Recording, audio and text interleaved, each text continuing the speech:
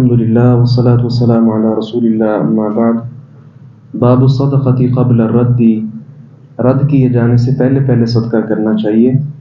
امام فرماتے ہیں ہمیں حدیث بیان کی آدم نے، انہوں نے کہا ہمیں حدیث بیان کی شعبہ نے، انہوں نے کہا ہمیں حدیث بیان کی معبد بن خالد نے، انہوں نے کہا میں نے حارثہ بن وہب سے سنا،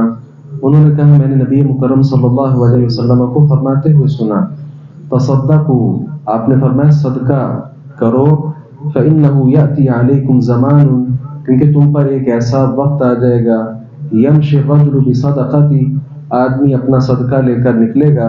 فلا يجد من يقبلها، لیکن کوئی شخص اس کو ایسا نہیں ملے گا جو اس کا صدقہ قبول کر لے۔ يقول الرجل، آدمی کہے گا لو جئت بها بالامس لقبلتها، اگر یہی پیسے تو کل میرے پاس لے آتا صدقے کے تو میں لے لیتا، فأما اليوم فلا حاجة لي بها، لیکن آج مجھے اس کی ضرورت نہیں ہے۔ اسی طرح دوسری روایت ابو ہریرہ رضی اللہ عنہ سے ہے، انہوں نے کہا نبی مکرم صلی اللہ علیہ وسلم نے فرمایا لا تقوم الساعة، قیامت قائم نہیں ہوگی حتی یکثر فیکم المال فیفیض، یہاں تک کہ مال تم میں بہت زیادہ ہو جائے گا اور وہ بہہ پڑے گا، حتی یہم رب المال من یقبل صدقتہ، یہاں تک کہ مال والے کو یہ فکر لاحق رہے گی کہ اب اس کا صدقہ کون لے گا، وَحَتَّى يَعْرِضَهُ، اور بات یہاں تک پہنچ جائے گی کہ وہ اسے پیش کرے گا، فَيَقُولَ الَّذِي يَعْرِضُهُ عَلَيْهِ، تو وہ جس کے سامنے مال پیش کرے گا وہ کہے گا لَا أَرَبَ لِي، مجھے اس کی کوئی ضرورت نہیں ہے۔ امام بخاری رحمہ اللہ نے یہاں مسئلہ یہ بیان کیا ہے کہ ہم سب کو یہ چاہیے کہ کثرت کے ساتھ صدقہ خیرات کرتے رہا کریں، اور ویسے بھی قرآن پاک میں بھی آپ دیکھیں تو بعض مقامات پر اسی بات کا تذکرہ ہے کہ کل قیامت کے دن موت کے وقت، بلکہ موت کے وقت آدمی یہ خواہش کرے گا کہ کاش میں نے صدقہ خیرات کیا ہوتا۔ دیگر بھی بہت زیادہ نیکیاں ہیں لیکن یہاں صرف صدقے کا ذکر ہے،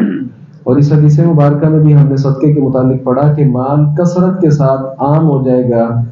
ہر بندے کے پاس ضرورت کی ساری اشیاء موجود ہوں گی، صدقہ کوئی نہیں لے گا۔ اب ظاہر ہے صدقے کے ساتھ انسان کے گناہ معاف ہوتے ہیں، ہر انسان چاہتا ہے کہ وہ اپنے گناہوں کی معافی کروائے، لیکن صدقہ دے گا لوگ لیں گے نہیں۔ اب بھی آپ دیکھیں اس دور میں بھی اس حدیث مبارکہ کو ہم سمجھ سکتے ہیں۔ آپ تھوڑا سا چند سال پیچھے جائیں تو دیہاتوں میں بالخصوص پورے دیہات میں کوئی ایک دو فریج ہوتی تھی، لوگ وہاں سے جا کر برف حاصل کرتے اور لیتے۔ آج اگر کوئی آدمی برف صدقہ کرنا چاہے کیسے کر سکتا ہے؟ ہر آدمی کے گھر موجود ہے، کسی کے پاس زائد مکان ہے، آج اسے چاہیے کسی کو دے دے۔ حدیث مبارکہ بھی ہے، نبی مکرم صلی اللہ علیہ وسلم نے فرمایا جس کے پاس ایک سے زائد سواریاں ہیں، جس کے پاس سواری نہیں وہ اس کو دے دے۔ تو آج وقت ہے، ہو سکتا ہے کچھ دیر بعد مال اس قدر بڑھ جائے، ہر آدمی کا اپنا ذاتی مکان ہو، اور اس وقت کافی حد تک یہ صورت موجود ہے، ہر شخص کے پاس اپنی گاڑی، اپنی سائیکل، اپنی موٹر سائیکل کم از کم موجود ہوتی ہے۔ اس لیے جو چیزیں اس وقت موجود ہیں اور ان کی ابھی بہت زیادہ ان کا بہاؤ نہیں ہوا، ہمیں چاہیے کہ وہ چیزیں آہستہ آہستہ صدقہ کرتے رہیں تاکہ گناہوں کی معافی کا سبب بھی ہو،